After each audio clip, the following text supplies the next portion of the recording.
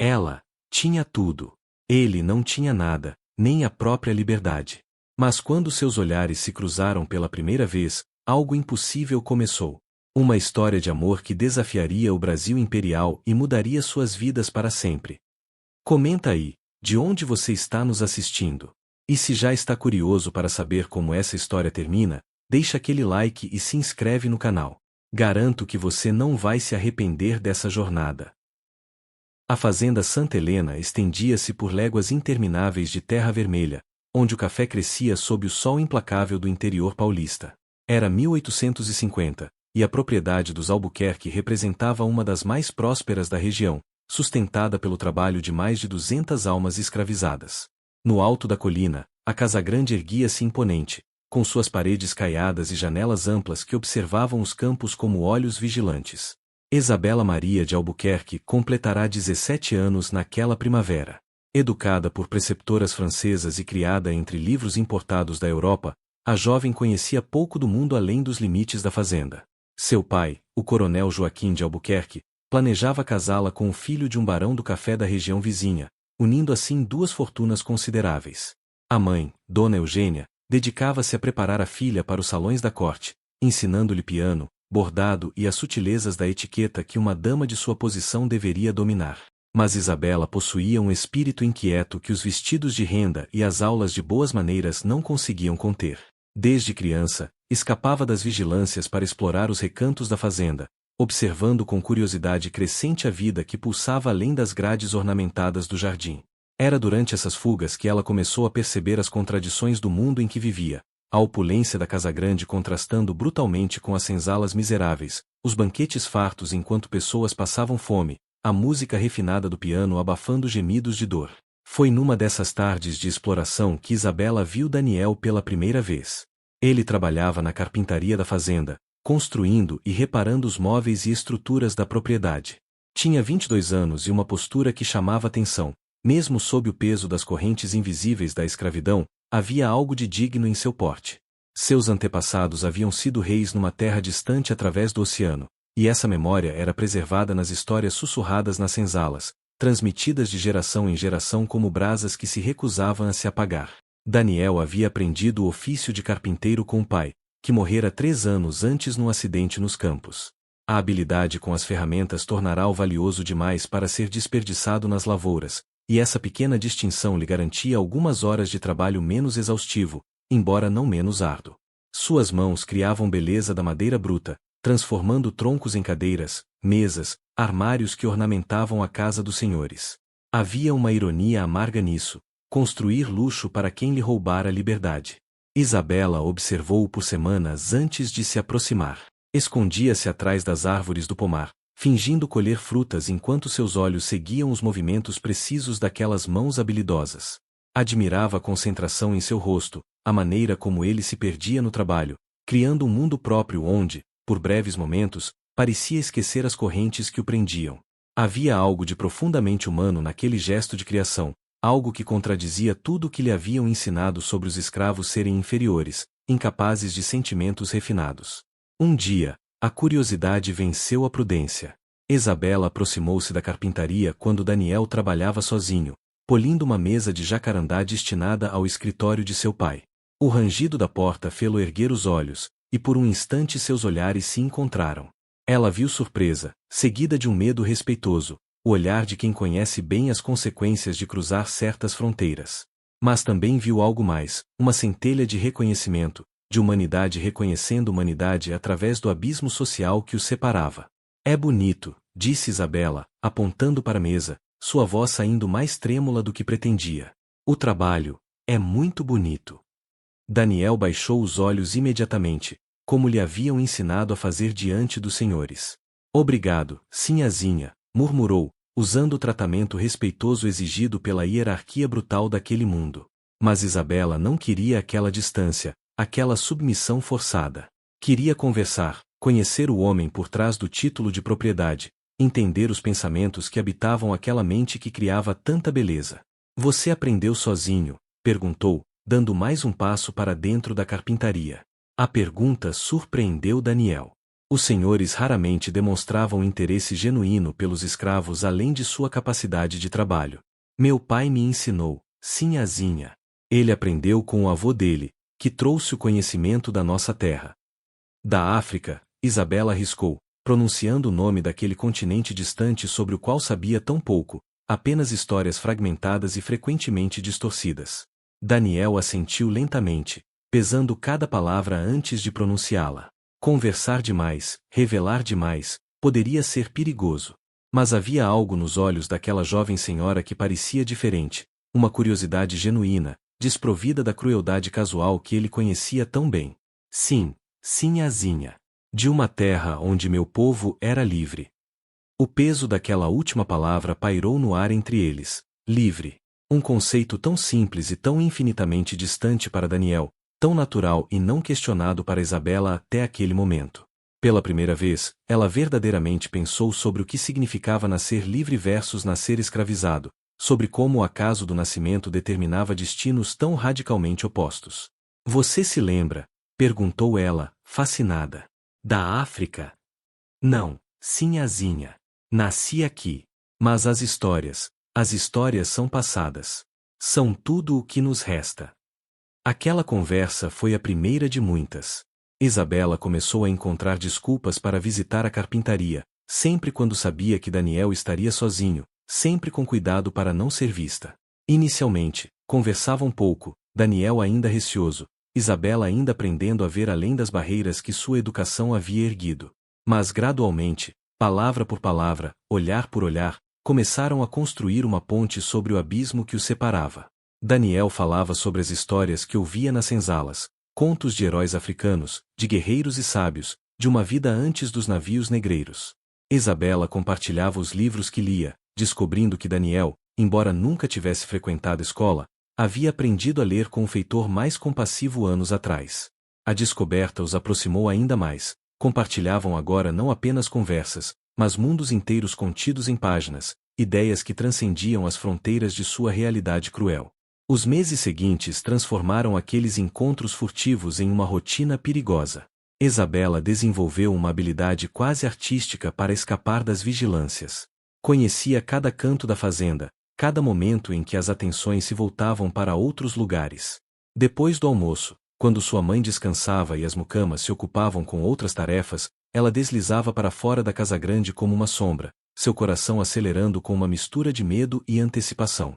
A carpintaria tornará-se seu refúgio secreto, um mundo à parte onde as regras sufocantes da sociedade pareciam temporariamente suspensas. Daniel começara a esperá-la, embora jamais o admitisse. Organizava seu trabalho de forma que as tarefas mais silenciosas, que permitiam conversa, ficassem para aquele horário específico. Quando ouvia o farfalhar de suas saias no caminho de terra, seu coração reagia de uma forma que ele sabia ser extremamente perigosa. As conversas aprofundavam-se.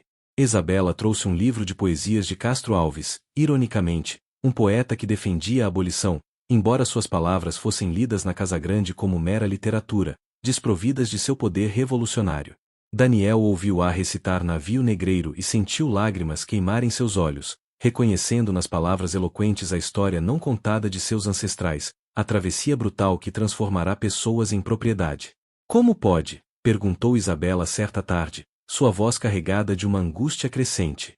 Como pode haver beleza nestas palavras sobre algo tão horrível, e ainda assim minha família, minha própria família. Ela não conseguiu terminar a frase. Daniel compreendeu. Ela estava começando a ver as correntes, não apenas as de ferro que prendiam os escravos, mas as correntes invisíveis de privilégio e culpa que prendiam os senhores a um sistema que destruía a humanidade de todos os envolvidos, escravizados e escravizadores. Sinhazinha não é responsável pelas escolhas de sua família, disse Daniel suavemente, embora parte dele questionasse essa afirmação. Não eram todos responsáveis, de alguma forma, por permitirem que tal horror continuasse. Isabela, ela corrigiu pela 10ª vez. Quando estamos aqui, sou apenas Isabela. Não Sinhazinha, não a filha do coronel. Apenas, eu. Era um pedido impossível, uma tentativa desesperada de apagar temporariamente as diferenças que os separavam.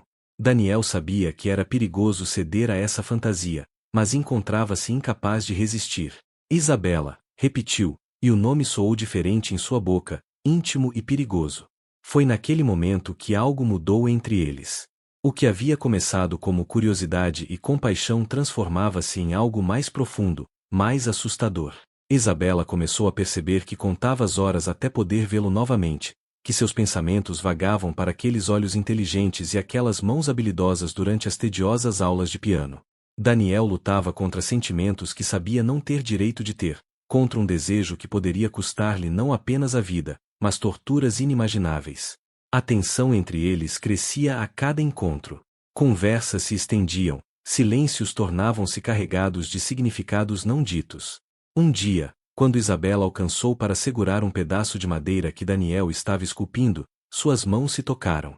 Foi um contato breve, quase acidental, mas enviou uma corrente elétrica através de ambos. Isabela não afastou a mão imediatamente. Por um momento infinitesimal, seus dedos permaneceram entrelaçados sobre a madeira lisa, e o mundo pareceu parar. Não podemos, disse Daniel, sua voz rouca de emoção contida. Ele afastou-se, colocando distância física entre eles, embora fosse tarde demais para distanciar os corações. Por quê? Isabela desafiou, embora soubesse perfeitamente por quê. Porque ele era propriedade de seu pai. Porque ela era prometida a outro homem.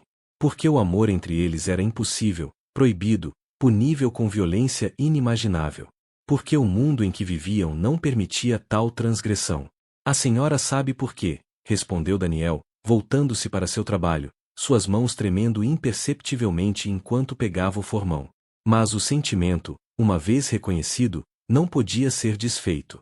Isabela passou noites em claro, lutando consigo mesma, tentando convencer-se de que o que sentia era apenas curiosidade intelectual, compaixão humanitária, qualquer coisa exceto aquele amor impossível que crescia como erva daninha em seu coração. Rezava pedindo orientação, mas suas preces pareciam ecoar no vazio, sem resposta. Daniel enfrentava sua própria batalha. Conhecia histórias de escravos que haviam ousado tocar senhoras brancas, histórias que terminavam em enforcamentos, mutilações, torturas públicas destinadas a servir de exemplo. Mas quando fechava os olhos, via o rosto de Isabela, ouvia sua risada, lembrava-se da maneira como ela olhava para ele não como propriedade, mas como pessoa. Era uma tentação cruel, um vislumbre de humanidade no mundo que insistia em negá-la. As estações mudaram. O outono trouxe colheitas e trabalho intensificado. Daniel era frequentemente chamado para trabalhar nos campos durante as semanas mais ocupadas, e os encontros tornaram-se menos frequentes. Isabela sentia sua ausência como uma dor física. Perambulava pela fazenda, inquieta e melancólica, recusando-se a tocar piano ou dedicar-se aos bordados. Dona Eugênia atribuiu a mudança de humor da filha aos nervos pré-nupciais, afinal, o casamento com o filho do barão seria anunciado oficialmente no próximo verão. Quando finalmente conseguiram se encontrar novamente, depois de quase um mês separados, a tensão entre eles havia atingido um ponto crítico. Isabela entrou na carpintaria e simplesmente olhou para Daniel, e naquele olhar estava toda a saudade, todo o desejo, todo o amor impossível que ela não podia mais negar. Eu quase enlouqueci sem você, ela confessou, abandonando toda pretensão de decoro. Daniel fechou os olhos, como se as palavras causassem dor física. Isabela, você não pode dizer essas coisas. Não pode, não podemos. Mas eu amo você, ela interrompeu, e as palavras saíram como um sussurro desesperado, uma confissão arrancada do fundo da alma. Eu sei que é impossível, eu sei que é errado, eu sei de todas as razões pelas quais não deveria, mas amo você. Amo sua gentileza, sua inteligência, a maneira como você vê o mundo. Amo quem você é. O silêncio que seguiu foi ensurdecedor. Daniel permaneceu imóvel, suas mãos apertadas contra a bancada de trabalho, os nós dos dedos embranquecidos pela tensão. Quando finalmente falou, sua voz estava carregada de emoção. E eu te amo, Isabela. Deus me perdoe, mas te amo. Mas esse amor nos destruirá. Você não entende o que aconteceria se descobrissem. Então não deixaremos que descubram, disse Isabela com uma determinação feroz que surpreendeu a ambos. Seremos cuidadosos. Este mundo é cruel e injusto, mas aqui, neste espaço, podemos ser apenas nós dois. Apenas humanos que se amam. Era uma ideia louca, uma fantasia perigosa. Mas naquele momento, Com o coração acelerado e a alma exposta, ambos escolheram acreditar na possibilidade. Daniel deu um passo em direção a ela, e depois outro. Isabela não recuou. Quando ele tocou seu rosto, com uma reverência quase religiosa, ela fechou os olhos e inclinou-se para o toque. Era o primeiro contato verdadeiro, consciente, intencional. Se formos fazer isso, disse Daniel, sua testa encostada na dela, você precisa entender os riscos. Para você, seria escândalo e desonra. Para mim, seria a morte. Uma morte brutal, pública, destinada a aterrorizar outros que pensassem em cruzar essa linha. Eu sei, sussurrou Isabela. E ainda assim, prefiro alguns momentos de verdade com você do que uma vida inteira de mentiras com outro homem. Foi assim, naquela tarde de outono na carpintaria empoeirada, que selaram um pacto impossível. Amariam-se às escondidas, roubando momentos de felicidade das sombras de um mundo que negava sua humanidade compartilhada. Era perigoso, era proibido, e ambos sabiam que provavelmente terminaria em tragédia. Mas o coração, uma vez desperto, não conhece razão. O inverno chegou com suas noites longas, oferecendo uma capa de escuridão que se tornou aliada dos amantes. Isabela descobriu que podia escapar de seu quarto através de uma janela lateral, deslizando pela treliça coberta de jasmim que sua mãe havia mandado plantar anos atrás. O perfume das flores noturnas tornará-se, para ela, o cheiro da liberdade e do amor proibido. Daniel esperava-a numa antiga casa de ferramentas no limite do pomar, um lugar esquecido pela administração da fazenda. Ele havia limpado o espaço, trazendo mantas limpas e uma lamparina que mantinha com chama baixa. Era seu refúgio, seu mundo à parte, um santuário onde as regras cruéis da sociedade não podiam alcançá-los, ou assim queriam acreditar. Os encontros noturnos eram diferentes das conversas iluminadas pelo sol na carpintaria. Havia uma intimidade na escuridão, uma vulnerabilidade que a luz do dia não permitia. Sentavam-se próximos, às vezes simplesmente segurando as mãos, maravilhados com a novidade de poderem tocar-se livremente. Conversavam em sussurros sobre sonhos impossíveis, uma vida em que seriam livres para amar abertamente, uma sociedade diferente onde o valor de uma pessoa não fosse determinado pela cor de sua pele ou pelas circunstâncias de seu nascimento. Se pudéssemos ir embora, dizia Isabela, sua cabeça apoiada no ombro de Daniel, para onde iríamos? Daniel acariciava seus cabelos, maravilhado ainda com o privilégio daquele gesto simples. Existem quilombos nas montanhas. Comunidades de pessoas livres que escaparam. Dizem que alguns são como cidades pequenas, com suas próprias leis, suas próprias vidas. Poderíamos ir para lá, Isabela fantasiava. Eu renunciaria a tudo, a riqueza, o nome, a família, tudo. Mas Daniel conhecia melhor a realidade cruel daquele mundo. Você seria procurada. Seu pai não descansaria até encontrá-la. E eu seria caçado como um animal. As punições para escravos fugitivos são... Ele não terminou a frase. Isabela conhecia as histórias, os anúncios de jornais descrevendo escravos fugidos, as recompensas oferecidas, as capturas brutais, as marcações a ferro em brasa nas testas dos capturados. Então iremos para mais longe, ela insistia. Para o norte. Dizem que em alguns lugares a escravidão está sendo abolida. São milhares de léguas, Isabela. E precisaríamos de dinheiro, documentos. Eu conseguiria, prometia ela, embora ambos soubessem que eram apenas sonhos falados no escuro, histórias que contavam um ao outro para tornar suportável a realidade impossível de seu amor. Mas nem tudo eram sonhos impossíveis naqueles encontros secretos. Compartilhavam histórias reais de suas vidas, construindo um conhecimento profundo um do outro que ia muito além das barreiras sociais. Daniel falava sobre sua mãe, uma mulher forte que trabalhava na casa grande como cozinheira e que mantinha viva a dignidade através de pequenos atos de resistência. Uma canção em língua africana sussurrada enquanto cozinhava, ervas tradicionais usadas para curar, histórias ancestrais contadas às crianças nas senzalas. Isabela revelava suas próprias prisões, a pressão constante para ser a filha perfeita, a mercantilização de seu corpo através do casamento arranjado, o vazio de uma educação que lhe ensinara a bordar e tocar piano mas não a pensar por si mesma. Às vezes acho que somos todos prisioneiros, confessava. Você nas correntes visíveis, eu nas invisíveis. Não é a mesma coisa, Daniel respondia gentilmente mas firmemente. Você pode escolher.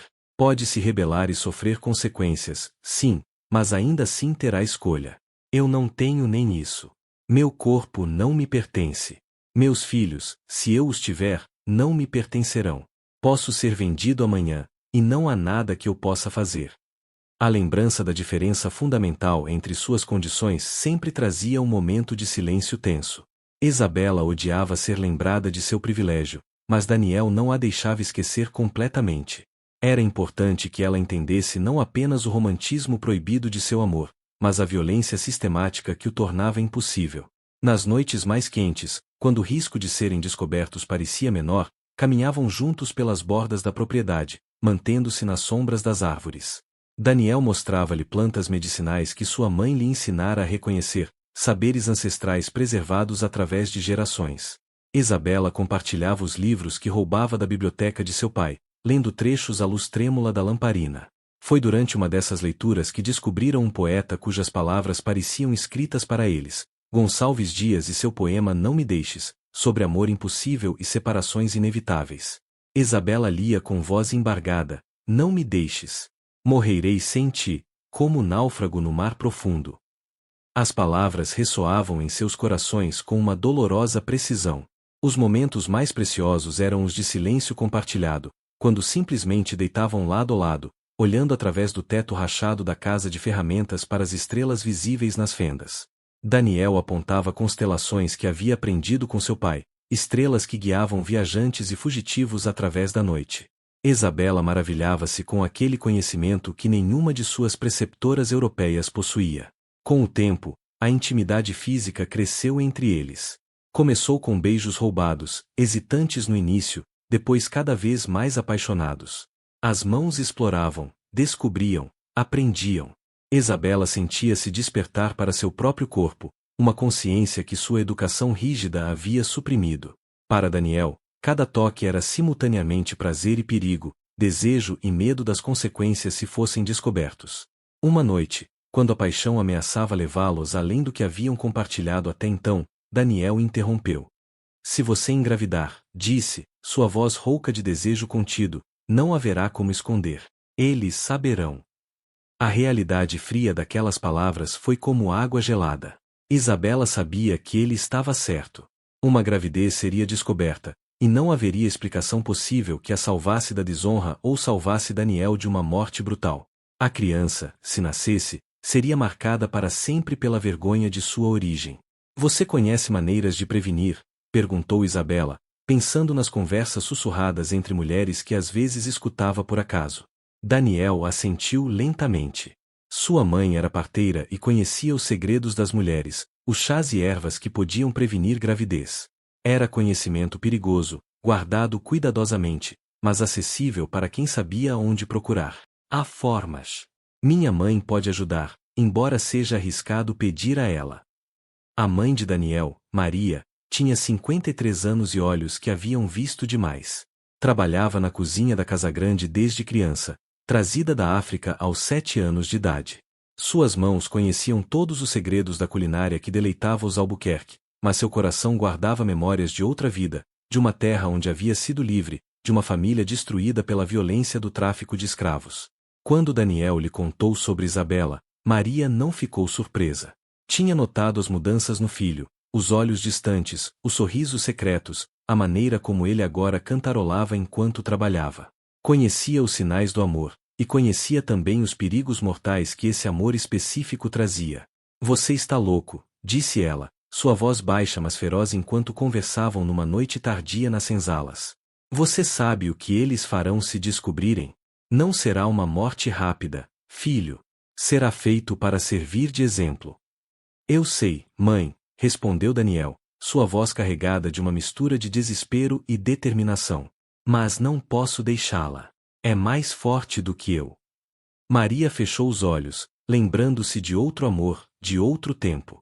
O pai de Daniel havia sido um homem bom, morto trabalhando nos campos quando uma carroça tombou sobre ele. Ela entendia o poder do amor, entendia também sua capacidade de destruir. E ela? A menina entende realmente o que está arriscando. Ela diz que sim. Ela está disposta a. Ela é uma criança rica que brinca de rebelião, Maria interrompeu duramente. Quando as consequências vierem, e virão, ela terá sua família para protegê-la. Você terá apenas a corda ao redor do pescoço. As palavras eram duras, mas carregavam uma verdade que Daniel não podia negar completamente. Ainda assim, conhecia Isabela melhor do que sua mãe. Via a transformação nela, o despertar gradual para as injustiças que sustentavam seu mundo privilegiado. Não era apenas rebeldia adolescente, era algo mais profundo, mais genuíno. Ela me pediu ajuda, disse finalmente. Precisa dos chás. Para prevenir. Maria compreendeu imediatamente. Por um longo momento, permaneceu em silêncio, pesando as opções. Ajudar seria tornar-se cúmplice, assumir parte do risco. Mas deixar de ajudar seria possivelmente condenar seu filho a uma morte certa quando uma gravidez inevitável fosse descoberta. Entre duas opções impossíveis, escolheu a que talvez lhes desse mais tempo. Traga-a até mim, disse finalmente. Mas não aqui, no manguezal além do riacho, onde fazemos as oferendas aos orixás. Se vou ajudá-la, preciso olhar nos olhos dela e saber se é digna de confiar. O encontro aconteceu numa noite sem lua, quando a escuridão era quase obsoleta. Isabela seguiu Daniel através de caminhos que nunca havia explorado, adentrando partes da fazenda que eram território dos escravizados, lugares onde os senhores raramente se aventuravam.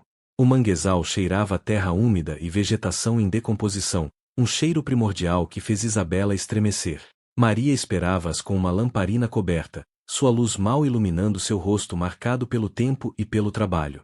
Quando seus olhos encontraram os de Isabela, foi como ser vista verdadeiramente pela primeira vez.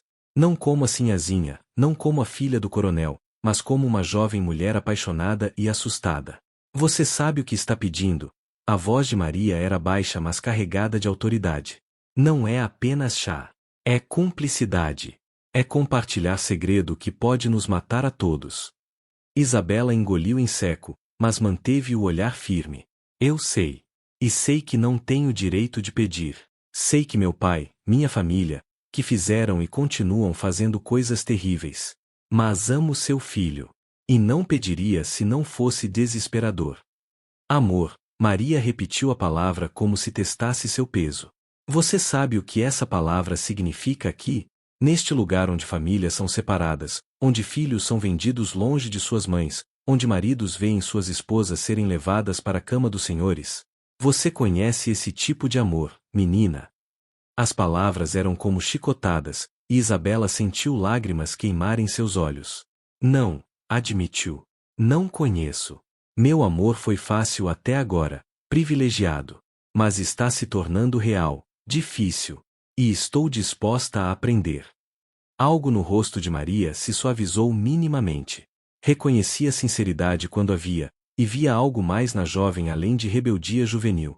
Via alguém começando a despertar para um mundo maior do que a bolha dourada em que havia sido criada.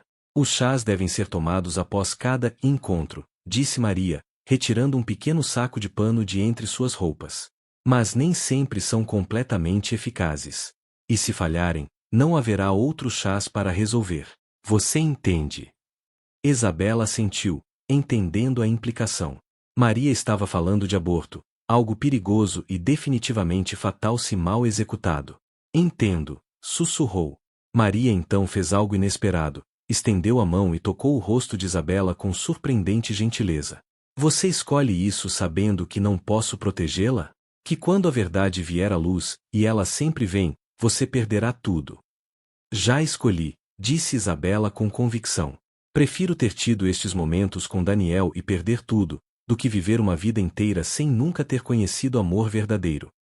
Então você é ou muito corajosa ou muito tola, disse Maria com um suspiro pesado. Talvez ambas. Ela olhou para o filho, vendo no rosto dele um reflexo da mesma determinação obstinada que conhecia tão bem. Cuidem-se. Sejam mais espertos do que acham que precisam ser. E lembrem-se, os deuses protegem os tolos e os apaixonados, mas apenas até certo ponto. Enquanto caminhavam de volta, Isabela segurou a mão de Daniel na escuridão. Sua mãe é extraordinária, disse ela com admiração genuína. A força que ela tem, depois de tudo que sofreu. Ela é a pessoa mais forte que conheço, concordou Daniel. Mas até ela tem medo. E se ela tem medo por nós, devemos levar isso a sério. Os meses que seguiram foram uma dança perigosa entre prazer roubado e pavor constante. Isabela tornara-se expert em mentiras, inventava dores de cabeça para evitar jantares, dizia estar lendo em seu quarto quando na verdade estava correndo pela escuridão para encontrar Daniel. Dona Eugênia atribuía as mudanças de humor da filha aos nervos do casamento que se aproximava, nunca imaginando a verdade impossível. Daniel, por sua vez, trabalhava com uma intensidade renovada durante o dia, como se tentasse compensar seus crimes noturnos com produtividade diurna. O feitor notou e comentou favoravelmente sobre como aquele escravo era dedicado. A ironia não passou despercebida por Daniel. Era elogiado precisamente quando estava cometendo a maior transgressão possível. Maria tornará-se uma guardiã silenciosa, observando de longe, intercedendo quando necessário. Numa ocasião, quando uma mucama quase descobriu Isabela saindo de seu quarto tarde da noite, foi Maria quem distraiu a jovem com uma tarefa urgente na cozinha. Noutra vez, quando o feitor comentou ter visto movimentos estranhos perto do pomar à noite, foi Maria quem sugeriu serem apenas animais selvagens em busca de frutas. A cumplicidade de Maria era motivada não apenas pelo amor ao filho, mas por algo mais profundo, uma pequena vingança contra o sistema que a havia escravizado. Cada encontro entre Isabela e Daniel era um ato de rebeldia, uma afirmação de humanidade num mundo que insistia em negá-la. Maria entendia isso visceralmente. Mas o perigo estava sempre presente, como uma cobra escondida na relva, esperando o momento de atacar. E chegou de uma direção inesperada. O filho do barão, Eduardo Ferreira da Silva, veio visitar a fazenda na primavera seguinte. Alto, de bigodes bem aparados e maneiras impecáveis, ele era tudo o que a sociedade esperava de um futuro senhor de terras. Tinha 24 anos e olhos calculistas que avaliavam tudo em termos de valor e propriedade, incluindo Isabela. Minha futura esposa está ainda mais bela, disse ele durante o jantar, erguendo sua taça de vinho para ela. A ausência tornou meu coração mais ansioso pelo nosso matrimônio.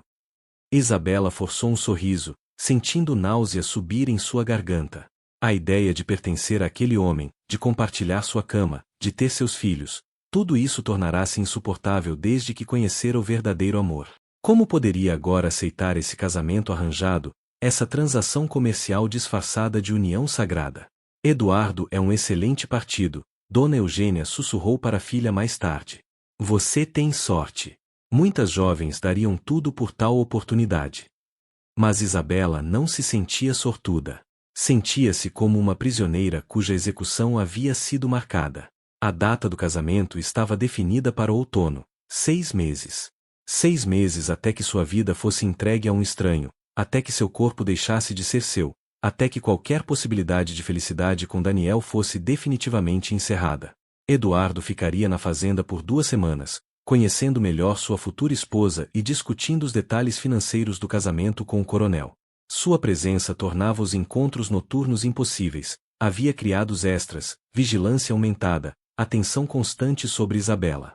Ela sentia-se sufocar. No terceiro dia da visita, Eduardo sugeriu um passeio pelos terrenos da fazenda. Isabela não podia recusar sem parecer rude. Caminharam pelos jardins, Eduardo falando incessantemente sobre suas propriedades, seus planos para expandir a produção de café, seus investimentos. Falava dela como falaria de mais uma aquisição valiosa. Você será uma excelente senhora da casa, disse ele. Minha mãe está ansiosa para ensiná-la como gerenciar os escravos domésticos. Você verá, é necessário pulso firme. Não podemos deixá-los se acomodarem ou ficarem insolentes.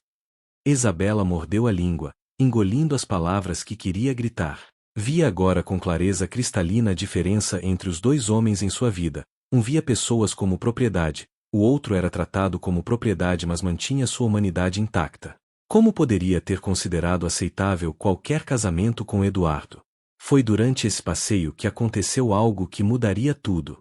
Ao passar pela carpintaria, Eduardo insistiu em inspecionar o trabalho dos artesãos. Daniel estava lá, polindo uma cadeira. Quando Isabela entrou, seus olhos se encontraram por um segundo muito longo demais. Eduardo notou. Seus olhos estreitaram-se, observando Daniel com nova atenção. Este aqui, disse ele casualmente, parece bem alimentado. Muito bem tratado para um escravo comum. Daniel é nosso melhor carpinteiro, Isabela respondeu, tentando manter a voz neutra, mas sentindo o coração disparar. Meu pai valoriza seus talentos. Talentos, Eduardo repetiu a palavra com um tom estranho. Interessante. Ele circulou Daniel lentamente, como um comprador avaliando mercadoria. Você aprendeu sozinho ou alguém lhe ensinou? Meu pai me ensinou, senhor, Daniel respondeu, mantendo os olhos baixos, cada músculo tenso. E você lê? Escreve. O silêncio que seguiu foi perigoso. Escravos alfabetizados eram vistos com desconfiança. Educação podia levar a ideias perigosas, rebeliões. Um pouco, senhor, Daniel admitiu finalmente, sabendo que mentir seria pior se a verdade fosse descoberta depois. Curioso, disse Eduardo, e havia algo em seu tom que fez o sangue de Isabela gelar. Muito curioso mesmo. Naquela noite, Isabela não conseguiu dormir. Algo na maneira como Eduardo havia olhado para Daniel, aquele olhar calculista e suspeitoso, prenunciava perigo. Ela precisava avisar Daniel, precisava ser mais cuidadosa, mas com Eduardo na casa, não havia como enviar mensagens ou sair sem ser notada. Foi Maria quem trouxe notícias, 3 dias depois. Encontrou uma maneira de falar com Isabela enquanto servia o chá da tarde, sussurrando rapidamente enquanto colocava a xícara, ele está perguntando sobre meu filho. Fazendo perguntas aos outros escravos. Seja muito cuidadosa, menina. O coração de Isabela afundou. Eduardo suspeitava. Talvez não soubesse tudo, talvez não tivesse certeza, mas havia algo que o deixará desconfiado. Era apenas questão de tempo até que começasse a investigar mais profundamente, talvez até que trouxesse suas suspeitas ao coronel Joaquim. Isabela tomou uma decisão desesperada. Naquela noite, durante o jantar, forçou-se a ser encantadora com Eduardo. Sorriu para suas piadas, demonstrou interesse em suas histórias, tocou seu braço delicadamente quando ele a conduziu ao piano para tocar. Viu a satisfação em seu rosto, a maneira como sua suspeita parecia diminuir diante da atenção dela. Era uma manipulação calculada, cada gesto custando um pedaço de sua alma, mas necessária para proteger Daniel. A estratégia funcionou, pelo menos superficialmente. Eduardo pareceu satisfeito com a atenção renovada de Isabela e suas perguntas sobre Daniel cessaram. Mas Isabela não se iludia completamente. Havia aprendido que homens como Eduardo nunca esqueciam completamente suas suspeitas, apenas as arquivavam, esperando o momento certo para investigar mais profundamente. Quando Eduardo finalmente partiu, 2 semanas depois, Isabela sentiu como se pudesse respirar novamente. Mas a experiência havia mudado algo fundamental. A presença dele havia tornado impossível ignorar a realidade que se aproximava. Em 6 meses, ela seria sua esposa. Em 6 meses, os encontros com Daniel terminariam para sempre. A não ser que fizessem algo drástico. A lua nova de junho trouxe consigo uma escuridão propícia para segredos. Isabela e Daniel encontrarão-se novamente na casa de ferramentas, após semanas de separação forçada. O reencontro foi intenso, marcado por beijos desesperados e abraços que pareciam tentar fundir 2 corpos em um só, como se a proximidade física pudesse de alguma forma resolver o impossível de sua situação. Não posso casar com ele, Isabela disse finalmente, sua cabeça apoiada no peito de Daniel, ouvindo as batidas firmes de seu coração. Preferiria morrer. Não diga isso, Daniel sussurrou, acariciando seus cabelos. Nunca diga isso. A vida, mesmo a mais difícil, vale a pena ser vivida. Mas que vida seria? Ela perguntou, erguendo o rosto para olhá-lo. Partilhar a cama de um homem que não amo, ter seus filhos, envelhecer ao seu lado enquanto meu coração está aqui com você? Isso não é vida, é morte lenta. Daniel não tinha resposta. Ele também havia passado semanas torturando-se com pensamentos do casamento dela, imaginando outro homem tocando-a, possuindo-a, tendo direitos sobre ela que Daniel nunca poderia reivindicar. A dor era física, uma facada constante no peito. Há um quilombo, disse ele finalmente, as palavras saindo lentamente, como se cada uma precisasse ser arrancada dele. Nas montanhas, 3 dias de viagem daqui. Um dos homens nas senzalas tem um primo que fugiu para lá há 2 anos. Dizem que é bem organizado, bem defendido. Uma comunidade de centenas de pessoas livres. Isabela sentou-se, seus olhos arregalados na escuridão. Você está sugerindo. Estou dizendo que há uma alternativa. Não é segura, não é fácil, e as chances de chegarmos lá são pequenas. Mas existe. A ideia era louca, perigosa, provavelmente suicida. Mas era também a única centelha de esperança em um futuro que parecia cada vez mais sem saída. Isabela pegou as mãos de Daniel entre as suas. Como faríamos? Você teria que renunciar a tudo, seu nome, sua família, sua posição. Viveria como fugitiva. Seria procurada. E se nos capturassem? Ele não terminou a frase. Ambos conheciam bem demais as consequências. E você? Perguntou Isabela. Seria marcado como fugitivo. As punições. Já sou morto se descobrirem sobre nós, Daniel respondeu com uma honestidade brutal. Pelo menos assim haveria uma chance, por menor que seja, de vivermos livres. Eles passaram aquela noite elaborando um plano impossível. Precisariam de dinheiro para subornar pessoas ao longo do caminho, comida para a viagem, roupas que não chamassem atenção. Isabela teria que roubar de sua própria família. Daniel precisaria de mapas, informações sobre as rotas mais seguras. E mais importante, precisariam de tempo, tempo que estava se esgotando rapidamente com o casamento se aproximando. Depois da colheita, disse Daniel.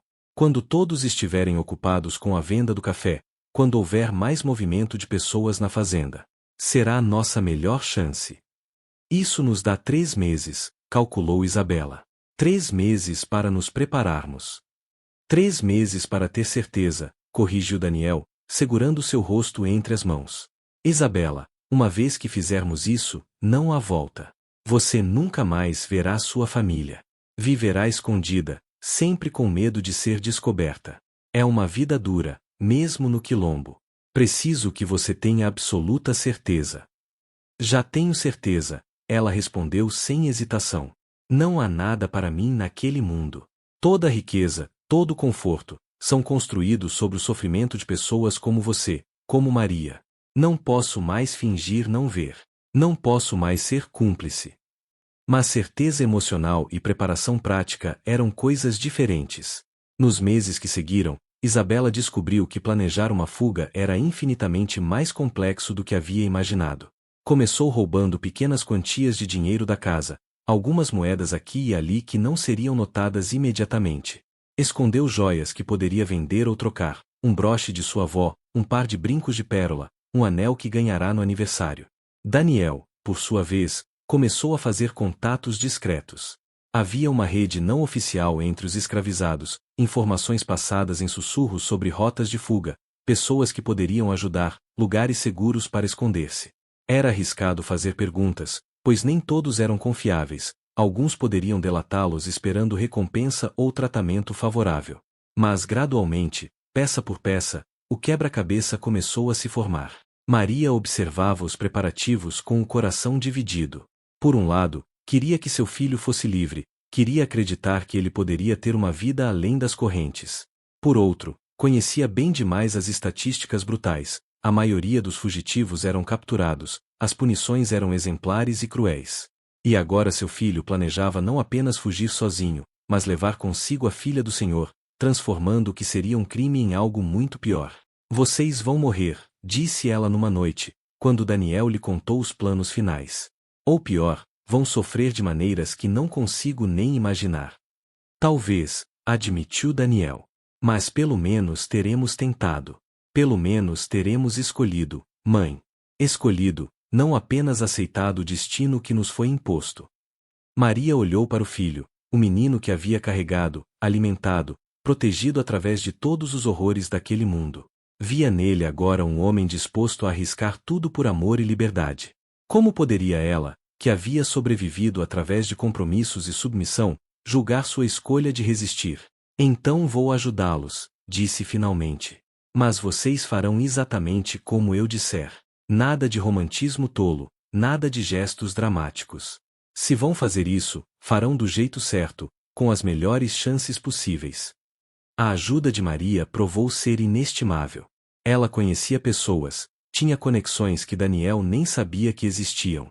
Havia uma cozinheira em uma fazenda vizinha cuja filha havia fugido com sucesso anos atrás. Havia um ferreiro livre na cidade que simpatizava com os abolicionistas e às vezes ajudava fugitivos.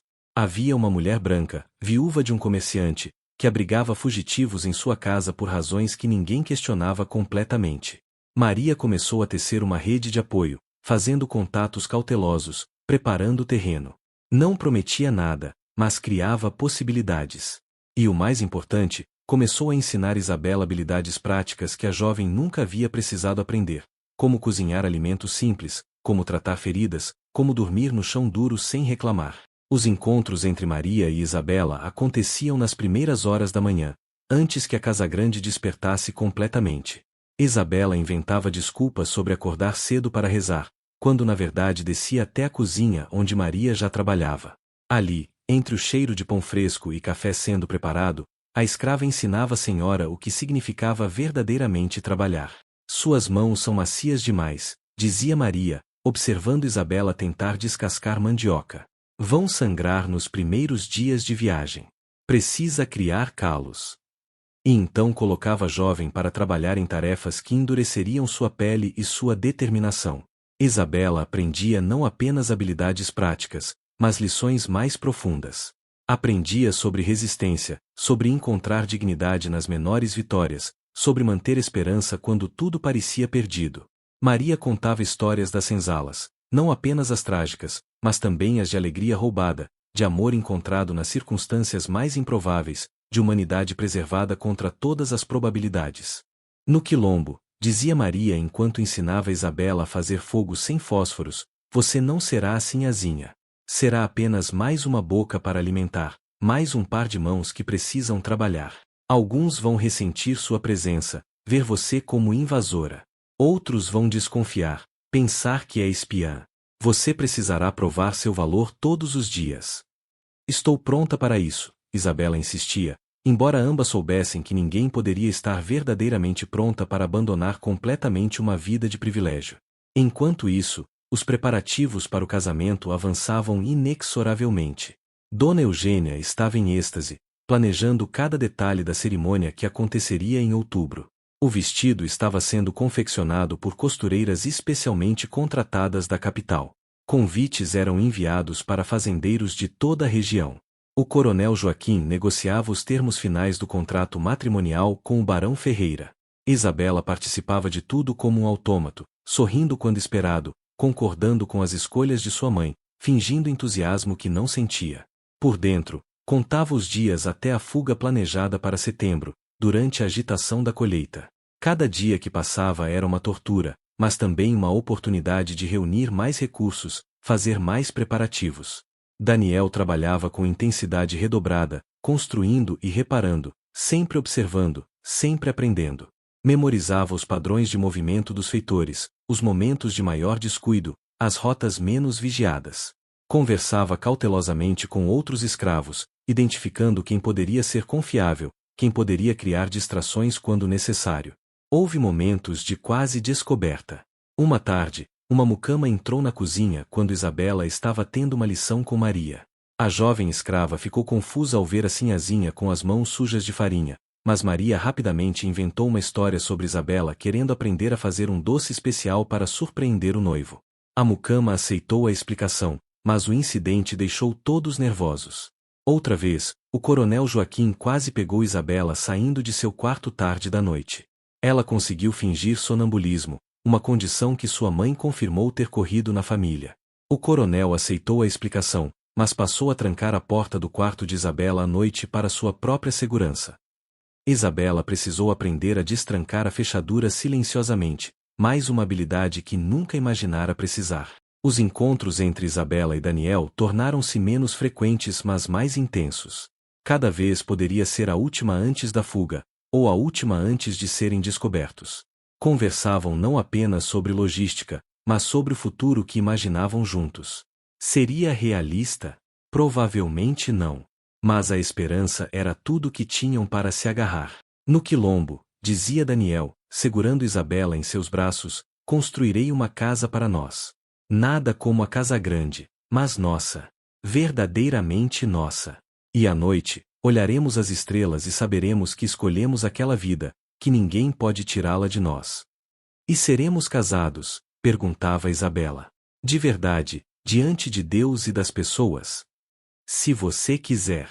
Há um líder espiritual no Quilombo, alguém que preservou as tradições africanas mas também conhece os ritos cristãos. Ele nos casará, e será mais real do que qualquer cerimônia na igreja do seu pai. Eram sonhos bonitos, mas a realidade continuava assustadora. À medida que setembro se aproximava, o nervosismo de ambos crescia. Maria notava Daniel acordando no meio da noite, suando, com pesadelo sobre serem capturados.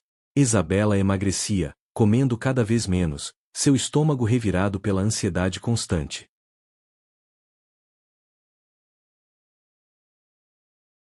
Agosto terminou com chuvas torrenciais que atrasaram o início da colheita. O coronel Joaquim estava irritado com o atraso, mas para Isabela e Daniel, cada dia adicional era um presente, mais tempo para preparar, mais tempo juntos. Porém, também significava que o casamento se aproximava perigosamente. A primeira semana de setembro trouxe finalmente o tempo seco necessário. Os campos encheram-se de trabalhadores colhendo os frutos vermelhos do café. Era um período de caos organizado, todos trabalhando longas horas, supervisão mais relaxada em algumas áreas enquanto se intensificava em outras. Era agora ou nunca. A data foi marcada, 15 de setembro, uma noite sem lua. Maria havia arranjado contatos até a primeira parada segura, uma casa a 2 dias de viagem. De lá, teriam que confiar na sorte e nas informações sobre o caminho para o Quilombo. Não era muito, mas era tudo que tinham. Isabela passou a semana anterior numa agonia de preparativos finais. Escondeu roupas práticas, vestidos simples que uma mulher do povo usaria, não as sedas e rendas de uma senhora. Reuniu todo o dinheiro e joias que havia conseguido acumular, escondendo-os em um pequeno saco que poderia carregar embaixo das roupas. Escreveu uma carta para sua mãe, não explicando tudo, mas pedindo perdão e expressando amor. Sabia que a carta traria mais dor do que conforto, mas não conseguia partir sem alguma palavra de despedida. Daniel também fazia seus preparativos. Ferramentas que poderiam ser úteis, facas pequenas escondidas em suas roupas, um mapa tosco que havia desenhado baseado em informações de outros escravos. Conversou longamente com sua mãe numa das últimas noites antes da fuga, ambos sabendo que talvez nunca se vissem novamente. Se vocês conseguirem, disse Maria, segurando o rosto do filho entre suas mãos calejadas, se conseguirem chegar ao Quilombo e construir uma vida lá, não gastem energia se sentindo culpados por me deixar. Viva, filho! Viva plenamente, com alegria, com propósito. Essa será minha vingança contra este mundo cruel, saber que meu filho é livre. Mãe! Daniel não conseguiu continuar, a emoção fechando sua garganta. E cuide dela, Maria continuou. Ela é corajosa, mas ingênua sobre muitas coisas. O mundo além daqui é duro, e será especialmente duro para uma mulher branca com um homem negro. Vocês enfrentarão ódio não apenas dos senhores, mas de todos os lados. Precisarão ser fortes juntos. Seremos, prometeu Daniel. Eu a amo, mãe. Mais do que temia ser possível amar alguém. Eu sei, filho. Eu vejo. Maria abraçou-o longamente, memorizando o momento. Seus ancestrais vão com você. E eu ficarei aqui e manterei os olhos afastados de sua fuga. Darei a vocês todo o tempo que puder. Na noite de 14 de setembro, Isabela mal conseguiu dormir. Deitada em sua cama pela última vez, olhava ao redor do quarto onde havia passado toda a vida. As paredes familiares, os móveis que Daniel havia ajudado a construir, os livros em suas prateleiras. Amanhã, tudo isso seria passado.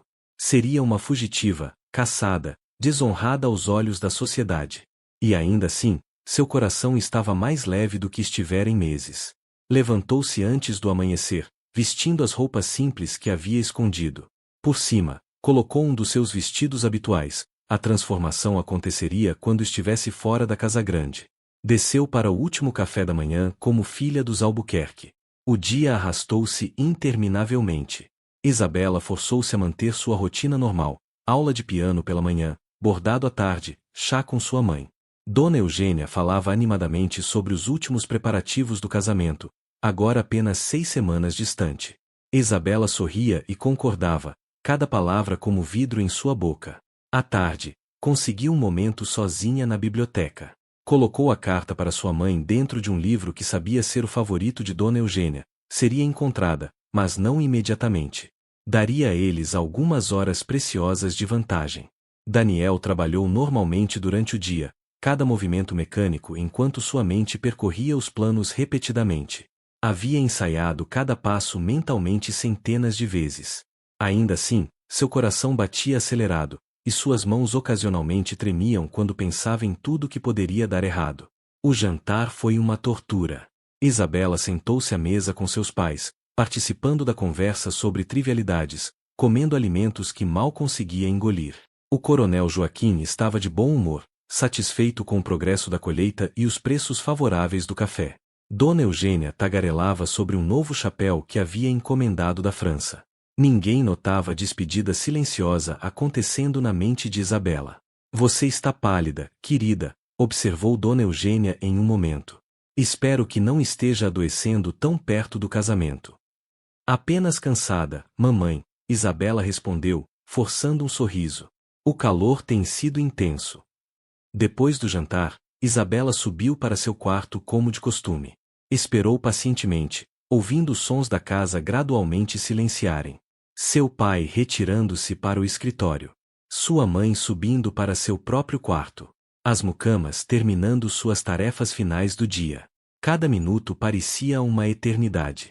À meia-noite, quando a casa estava finalmente silenciosa, Isabela agiu. Tirou o vestido fino e colocou as roupas simples que havia escondido. Amarrou o pequeno saco com seus pertences à cintura, escondido sob as saias. Olhou uma última vez ao redor do quarto, gravando cada detalhe na memória. Depois, aproximou-se da janela. Tinha praticado aquela descida dezenas de vezes mentalmente, mas a realidade era mais assustadora. A treliça parecia mais frágil sob seu peso, o chão mais distante. Mas pensou em Daniel esperando por ela, pensou na vida de prisão dourada que deixava para trás, e começou a descer. Seus pés encontraram o solo firme. Estava fora. Pela primeira vez na vida, estava verdadeiramente fora sem permissão, sem supervisão, sem as correntes invisíveis de seu nascimento. O sentimento era simultaneamente libertador e aterrorizante. Daniel esperava nas sombras próximas ao pomar, exatamente onde haviam combinado. Quando Isabela correu em sua direção, ele a envolveu em seus braços por um breve momento, permitindo-se sentir o alívio de tê-la ali, segura. Então, sem palavras, começaram a caminhar. Conheciam o caminho até os limites da propriedade como a palma de suas mãos. Meses de encontros secretos haviam lhes ensinado cada árvore, cada pedra, cada sombra útil.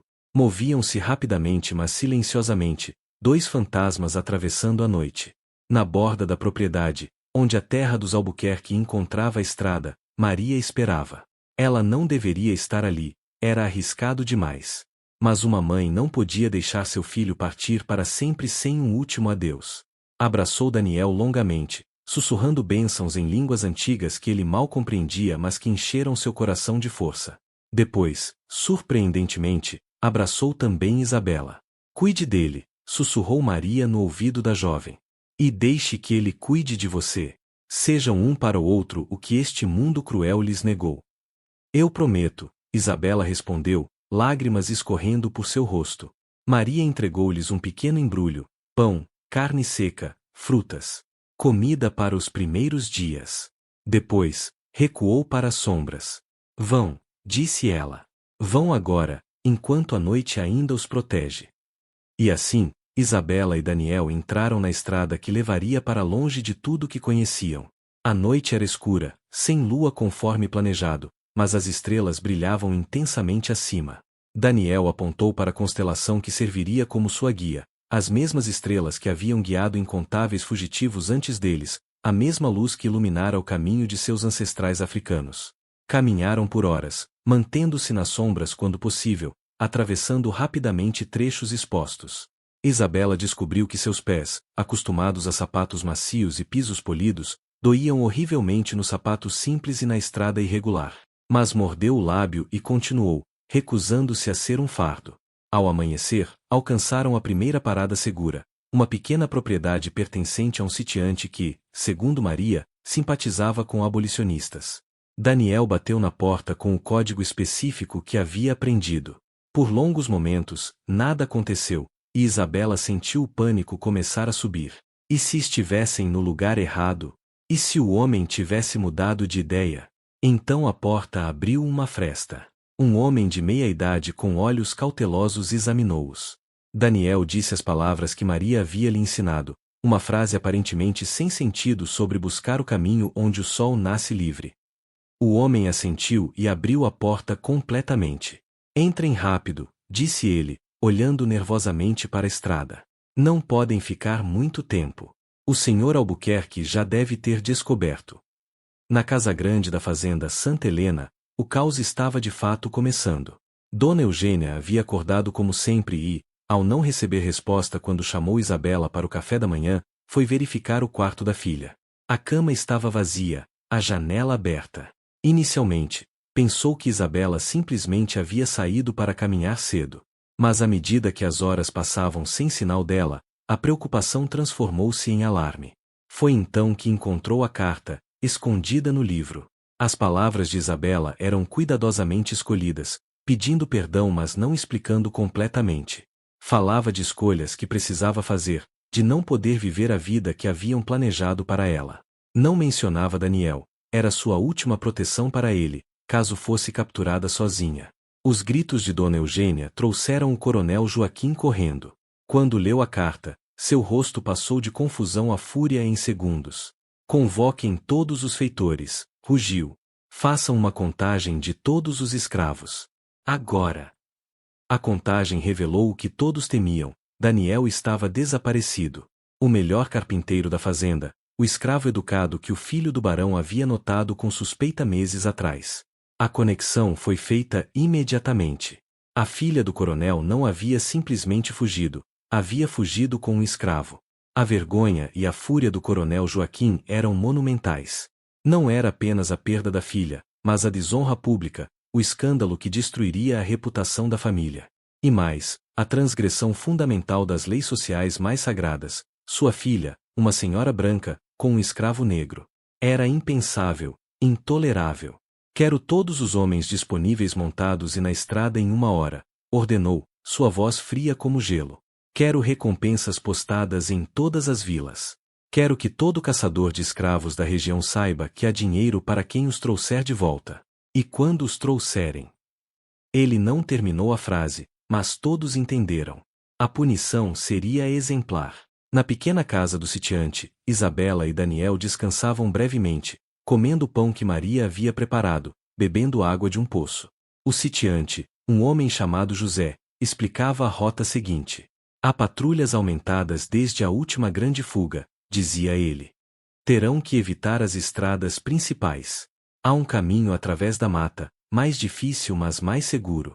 Se conseguirem alcançar o rio antes do anoitecer, há um barqueiro que pode levá-los para o outro lado. Depois disso. Ele fez uma pausa. Depois disso, estão por conta própria até chegarem às montanhas. Quanto tempo? Perguntou Daniel. Para o rio, 30 de caminhada dura. Para as montanhas e o quilombo, 3, talvez 4 dias se tudo correr bem. Mas nem sempre corre bem. Isabela sentiu o peso daquelas palavras. Apenas um dia longe, e já estava exausta, seus pés sangrando dentro dos sapatos. Como sobreviveria a mais 3 ou 4 dias? Mas olhou para Daniel e viu determinação refletida em seus olhos. Se ele podia fazer isso, ela também podia. Descansaram por algumas horas, sabendo que cada minuto parados era um minuto a mais para seus perseguidores se organizarem. Quando o sol estava alto, José indicou que precisavam partir. Deu-lhes mais comida, um cantil de água, e instruções detalhadas sobre o caminho através da mata. Que Deus os proteja, disse ele enquanto partiam. Vão fazer vocês de exemplo se os pegarem. Corram como se suas vidas dependessem disso, porque dependem. A mata era densa e desorientadora. As árvores bloqueavam grande parte da luz solar, criando um crepúsculo perpétuo mesmo ao meio-dia. Isabela tropeçava em raízes e galhos, suas roupas rasgando em espinhos, seu rosto arranhado por galhos baixos. Mas Daniel segurava sua mão, guiando-a, ajudando-a a superar cada obstáculo. À tarde, ouviram o som que mais temiam, cães latindo na distância. Cães farejadores, treinados para rastrear fugitivos. O som fez o sangue de ambos gelar. Os perseguidores estavam mais próximos do que haviam esperado. O rio, disse Daniel urgentemente. Se conseguirmos alcançar o rio, a água apagará nosso rastro.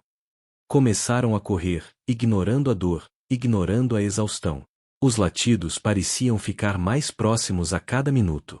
Isabela sentia como se seus pulmões fossem explodir, mas continuava, impulsionada pelo terror puro. Daniel puxava-a pela mão, praticamente arrastando-a em alguns trechos. Finalmente, depois do que pareceu uma eternidade, ouviram o som de água corrente. O rio. Explodiram através da vegetação final e chegaram à margem. A água era marrom e rápida, mais intimidadora do que haviam imaginado. Mas não havia tempo para hesitar. Daniel vasculhou a margem procurando o barqueiro que José havia mencionado. Havia um pequeno cais improvisado, e amarrada a ele, uma canoa velha. Mas nenhum barqueiro à vista. Os latidos dos cães estavam perigosamente próximos agora, ecoando através das árvores. Não podemos esperar, disse Daniel, tomando uma decisão rápida. Vamos na canoa.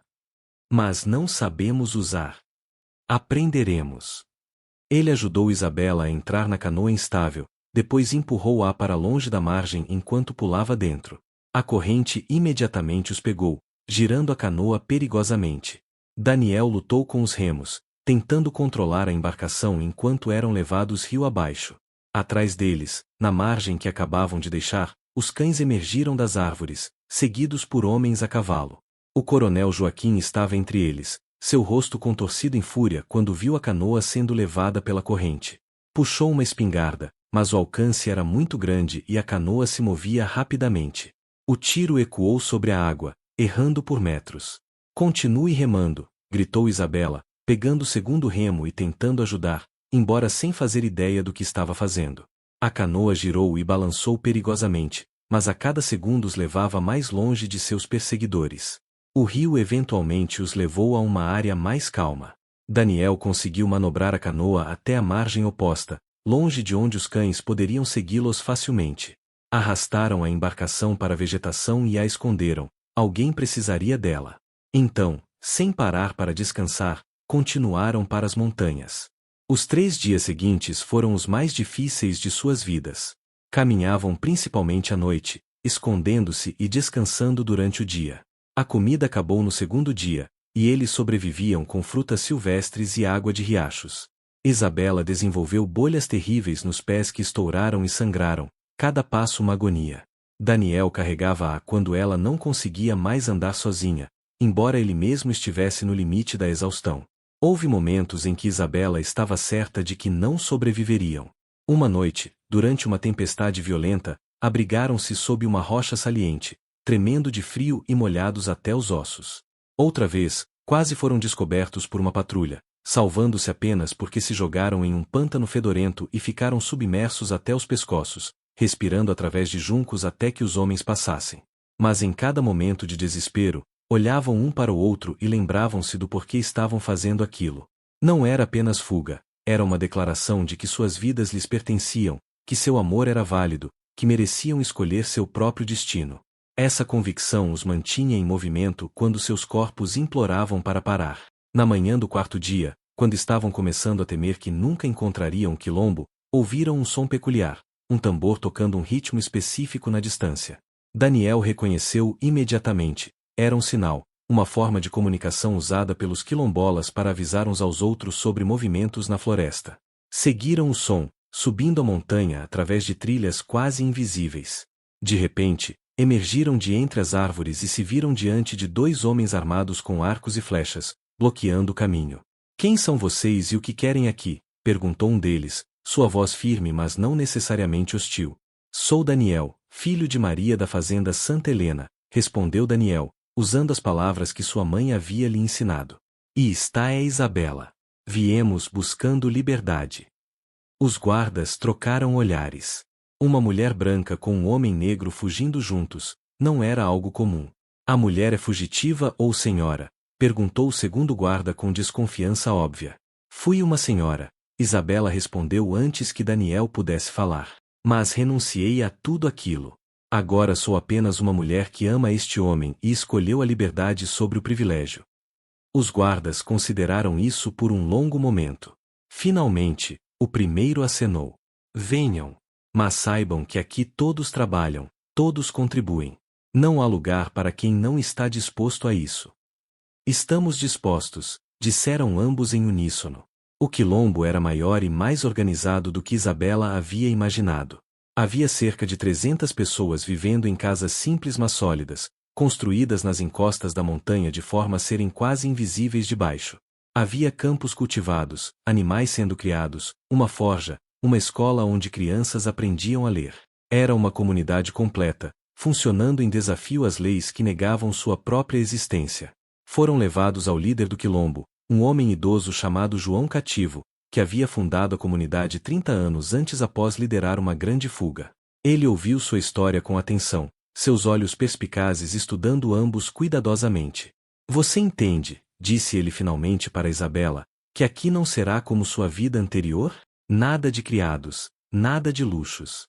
Você trabalhará na terra, cozinhará sua própria comida, costurará suas próprias roupas. E enfrentará ressentimento de muitos que não confiarão em você devido à cor de sua pele. Eu entendo, respondeu Isabela firmemente.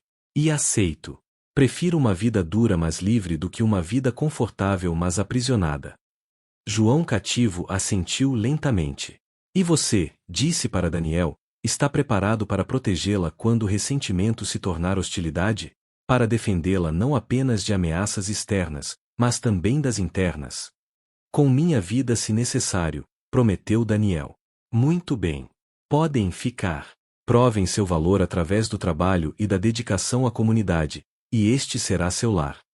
Os primeiros meses foram tão difíceis quanto João Cativo havia previsto. Isabela lutava com trabalhos que nunca havia feito: plantar, colher, carregar água, cozinhar sobre fogo aberto. Suas mãos, que uma vez haviam tocado piano, agora ficaram calejadas e ásperas. Seu rosto, sempre protegido do sol, bronzeou-se profundamente. Emagreceu, enrijeceu, transformou-se. E enfrentou desconfiança e hostilidade. Muitos no quilombo haviam sofrido horrores nas mãos de pessoas brancas como ela. Vê-la ali, com Daniel, trouxe à tona memórias dolorosas e raivas justificadas. Houve aqueles que a insultaram abertamente, que se recusaram a trabalhar ao seu lado, que questionaram se ela era espiã enviada pelos fazendeiros. Mas Isabela perseverou. Trabalhou mais duro do que todos, ofereceu-se para as tarefas mais difíceis, aprendeu com humildade das mulheres que a desprezavam. Lentamente, muito lentamente, alguns começaram a abrandar. Viram que ela não reivindicava privilégios, não reclamava, não esperava tratamento especial. Viram também o amor genuíno entre ela e Daniel, a maneira como se apoiavam mutuamente, como compartilhavam igualmente os fardos. Daniel prosperou de maneiras que nunca teria imaginado possível. Suas habilidades como carpinteiro eram valiosas, e ele passou a construir e reparar casas para a comunidade. Mas mais do que isso, experimentou pela primeira vez na vida o que significava trabalhar para si mesmo, ver os frutos de seu trabalho beneficiando não o Senhor, mas sua própria comunidade. A transformação nele foi visível. Os ombros que antes se curvavam sob o peso da escravidão agora se erguiam orgulhosos. Os olhos que haviam aprendido a se baixar diante dos senhores agora encontravam os de outros homens como iguais. 6 meses após sua chegada, numa noite clara de março, João Cativo realizou uma cerimônia unindo Isabela e Daniel em casamento. Não havia padre, não havia igreja ornamentada, não havia convidados elegantes. Mas havia algo muito mais valioso: uma comunidade de pessoas que haviam escolhido a liberdade, testemunhando 2 jovens que haviam feito a mesma escolha. A cerimônia combinava elementos cristãos com tradições africanas preservadas através de gerações. Houve cânticos em línguas antigas que Isabela não compreendia mas que a emocionaram profundamente. Houve a troca de votos, simples mas carregados de significado imenso. Houve a amarração de suas mãos com panos coloridos, simbolizando a união de 2 vidas em uma. Diante desta comunidade e dos espíritos de nossos ancestrais, declarou João Cativo, declaro vocês marido e mulher, unidos não pelas leis dos senhores que nos oprimem, mas pelas leis do coração e do espírito que nenhum homem pode quebrar. Quando se beijaram, sob as estrelas que os haviam guiado até ali, Isabela sentiu uma paz profunda que nunca havia experimentado. Não havia mais mentiras, não havia mais esconderijos. Era livre para amar abertamente, e essa liberdade valia mais do que toda a riqueza que havia deixado para trás. A pequena casa que construíram juntos era simples, 4 paredes de pau a pique, um teto de palha, um piso de terra batida. Mas era deles. Verdadeiramente deles. Nas noites, deitados em sua cama simples, ouviam os sons da floresta e conversavam sobre o futuro com uma esperança que antes parecia impossível. Você tem arrependimentos? Daniel perguntou numa dessas noites, traçando suavemente o contorno do rosto de Isabela à luz trêmula de uma vela. Como poderia? Ela respondeu, entrelaçando seus dedos nos dele. Troquei uma gaiola dourada por liberdade verdadeira. Troquei uma vida de mentiras confortáveis por uma vida de verdade dura. E ganhei você. Não, meu amor. Nenhum arrependimento. Os anos que seguiram trouxeram alegrias e desafios. Isabela engravidou, e o nascimento de sua filha, que chamaram de Maria, em homenagem à mãe de Daniel, foi celebrado por toda a comunidade. A criança, com pele que mesclava as heranças de ambos os pais, tornou-se símbolo de esperança e possibilidade. Cresceu livre, algo que nem sua avó nem seu pai haviam conhecido, correndo pelas montanhas sem correntes, aprendendo a ler na escola do Quilombo, conhecendo apenas histórias sobre a escravidão que nunca experimentou pessoalmente. Mas o mundo exterior não os esquecera. Houve ataques ocasionais de caçadores de escravos, expedições punitivas enviadas por fazendeiros que viam o Quilombo como ameaça. A comunidade havia se tornado expert em defesa, usando o terreno montanhoso a seu favor, mantendo vigias constantes, desenvolvendo sistemas de alarme elaborados. Isabela aprendeu a lutar ao lado dos outros, defendendo com ferocidade a liberdade que havia custado tanto para conquistar. Notícias do mundo exterior chegavam ocasionalmente através de fugitivos recém-chegados e aliados abolicionistas. Isabela soube que sua mãe havia morrido 3 anos após sua fuga, de coração partido, diziam alguns, embora Isabela suspeitasse que fosse mais provável que tenha sido a tuberculose que a afligia há anos. Seu pai viverá mais alguns anos, amargado e isolado, recusando-se a falar o nome da filha. A fazenda Santa Helena eventualmente foi vendida, não conseguindo se recuperar do escândalo. Eduardo havia se casado com outra jovem, e Isabela sentiu apenas alívio por aquela mulher desconhecida, esperando que ela encontrasse alguma felicidade onde Isabela teria encontrado apenas miséria. Pensava em sua família antiga raramente, e quando fazia, era com uma tristeza distante, como se recordando pessoas de um sonho há muito esquecido. Maria, a mãe de Daniel, viveu mais 10 anos após a fuga deles. Conseguiram enviar mensagens ocasionalmente através da rede secreta que conectava quilombos e aliados. Maria nunca visitou, era velha demais para a jornada difícil, mas sabia que seu filho era livre e feliz. Quando morreu, foi com um sorriso nos lábios, dizendo para aqueles ao seu redor que havia dado ao mundo um homem livre, e isso era legado suficiente. Daniel chorou por semanas quando a notícia chegou, mas também sentiu gratidão profunda. Sua mãe havia vivido e morrido como escrava, mas havia garantido que ele não sofresse o mesmo destino. Com o passar dos anos, o Quilombo cresceu e se fortaleceu. Tornou-se refúgio não apenas para escravos fugidos, mas para qualquer um que buscasse uma vida diferente, indígenas expulsos de suas terras, brancos pobres sem lugar na sociedade rígida da época, mestiços que não se encaixavam em nenhuma categoria. Era uma sociedade imperfeita, certamente, havia conflitos, desentendimentos, dificuldades. Mas era uma sociedade baseada em escolha e dignidade compartilhada. Isabela tornou-se professora na escola do Quilombo, usando a educação privilegiada que havia recebido para ensinar as crianças. Descobriu que tinha talento para isso, e encontrou propósito profundo em dar a outros as ferramentas de conhecimento que poderiam ajudá-los a compreender e transformar o mundo. As mesmas mãos que uma vez bordaram com fios de seda agora escreviam o alfabeto na areia para crianças ansiosas por aprender. Daniel continuou construindo, mas também começou a talhar esculturas nas horas de descanso. Formas que emergiam da madeira sob suas mãos habilidosas, representando ancestrais, orixás, momentos de liberdade capturados em matéria sólida. Suas obras eram valorizadas na comunidade, algumas sendo levadas por viajantes para outros quilombos, espalhando a história silenciosa de um homem que havia transformado correntes em arte. Quando a pequena Maria tinha 10 anos, chegaram notícias que mudaram tudo. O movimento abolicionista estava ganhando força, havia pressão crescente para acabar com a escravidão.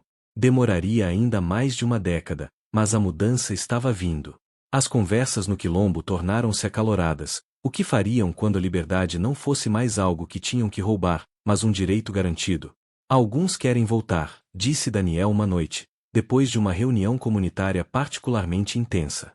Reclamar terras, buscar reparações. E você? Perguntou Isabela. Quer voltar? Daniel olhou ao redor de sua casa simples, para a filha dormindo em seu canto, para a vida que haviam construído com suas próprias mãos.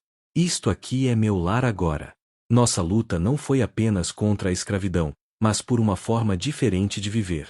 Por que trocaríamos isso para voltar ao mundo que nos rejeitou? Isabela concordou. Haviam construído algo precioso ali, não perfeito, mas deles. Uma comunidade baseada não em hierarquias rígidas de raça e classe, mas em contribuição e caráter. Era um pequeno experimento de como o mundo poderia ser, e valia a pena preservá-lo. Nos anos finais de suas vidas, Daniel viveu até os 72 anos, Isabela até os 69, viram finalmente a abolição chegar. Em 1888, a Lei Áurea foi assinada, e a escravidão no Brasil oficialmente terminou. Houve celebrações no quilombo, lágrimas de alegria e alívio. Mas também houve sobriedade. Todos sabiam que uma lei não mudaria automaticamente corações, não apagaria séculos de brutalidade, não garantiria verdadeira igualdade. Alguns dos mais jovens deixaram o quilombo após a abolição, ansiosos para experimentar o mundo além das montanhas. Alguns prosperaram, outros descobriram que a liberdade legal não significava aceitação social. Mas o quilombo permaneceu, transformando-se gradualmente de refúgio de fugitivos para comunidade estabelecida, preservando memórias e tradições que de outra forma poderiam se perder. Isabela e Daniel envelheceram juntos, seus cabelos embranquecendo, seus corpos se curvando sob o peso dos anos e do trabalho duro. Mas seus olhos permaneceram vivos, suas mãos ainda se buscavam naturalmente, seu amor amadurecendo em algo profundo e indestrutível. Valeu a pena? Daniel perguntou numa tarde dourada, quando ambos já estavam na casa dos 60, sentados na varanda que ele havia construído, observando netos brincarem no pátio. Isabela olhou para ele, o homem que havia amado o suficiente para renunciar a tudo, o homem que havia tornado possível sua verdadeira vida. Olhou para os netos, crianças livres nascidas em liberdade. Olhou para as montanhas que os haviam protegido, para a comunidade que os havia acolhido. Olhou para suas próprias mãos, calejadas e marcadas pelo trabalho, mas que nunca haviam escrito seu nome em documentos de propriedade de outros seres humanos. Cada momento difícil, cada lágrima, cada medo, tudo valeu a pena, respondeu ela, segurando a mão dele. Por que escolhemos? Escolhemos amor sobre conveniência, liberdade sobre conforto, verdade sobre mentiras confortáveis. E olhe o que criamos. Daniel sorriu, aquele sorriso que ainda fazia o coração de Isabela pular mesmo após décadas juntos. Criamos uma vida, disse ele simplesmente. Uma vida verdadeira. Quando Isabela morreu, numa manhã tranquila de primavera, foi rodeada por filhos, netos e bisnetos. Sua última visão foi do rosto de Daniel, ainda belo para ela apesar das rugas e da idade. Suas últimas palavras foram obrigada, obrigada por tê-la amado o suficiente para tornar possível sua transformação, obrigada pela vida que haviam compartilhado. Daniel seguiu-a 6 meses depois, como frequentemente acontece com casais que viveram vidas entrelaçadas. Disseram que morreu sorrindo, e aqueles que o conheceram bem acreditaram que estava indo ao encontro de Isabela, para continuar no outro mundo a jornada que haviam começado neste. Foram enterrados lado a lado no pequeno cemitério do Quilombo, sob uma árvore grande que Daniel havia plantado décadas atrás. Suas lápides eram simples, talhadas por mãos que haviam aprendido o ofício com Daniel, levando adiante sua arte. Nelas estava escrito apenas: Isabela e Daniel escolheram o amor, encontraram a liberdade. Sua história foi contada e recontada nas gerações seguintes, tornando-se parte do folclore do Quilombo. As crianças cresciam ouvindo sobre a sinhazinha que renunciou ao privilégio e o escravo que conquistou sua liberdade, sobre o amor que desafiou um mundo injusto e venceu, não mudando esse mundo completamente, não sozinhos, mas criando um pequeno espaço de liberdade e dignidade que inspiraria outros a fazer o mesmo. Anos depois, quando o Quilombo finalmente foi oficialmente reconhecido e suas terras garantidas por lei, a comunidade decidiu criar um memorial. No centro, colocaram uma escultura, uma das últimas que Daniel havia talhado, representando duas mãos entrelaçadas, uma mais escura, uma mais clara, unidas tão completamente que era impossível separá-las. Era simples mas poderosa, um testemunho silencioso de que o amor, quando verdadeiro e corajoso, pode transcender até mesmo as barreiras mais brutais que a sociedade constrói. E nas noites calmas, quando o vento soprava através das montanhas, os anciãos da comunidade ainda contavam a história para as crianças, a história de Isabela e Daniel, que provaram que a liberdade não é algo dado, mas algo conquistado, que o amor verdadeiro exige sacrifício, e que uma vida vivida com coragem e integridade vale mais do que 1000 vidas de conforto sem significado. Era uma história de dor e perda, mas também de triunfo e esperança. Uma história que lembrava a todos que cada pessoa tem o direito de escolher seu próprio caminho, de amar quem escolher amar, de lutar pela dignidade que todo ser humano merece. E que, às vezes, as escolhas mais difíceis levam às vidas mais plenas.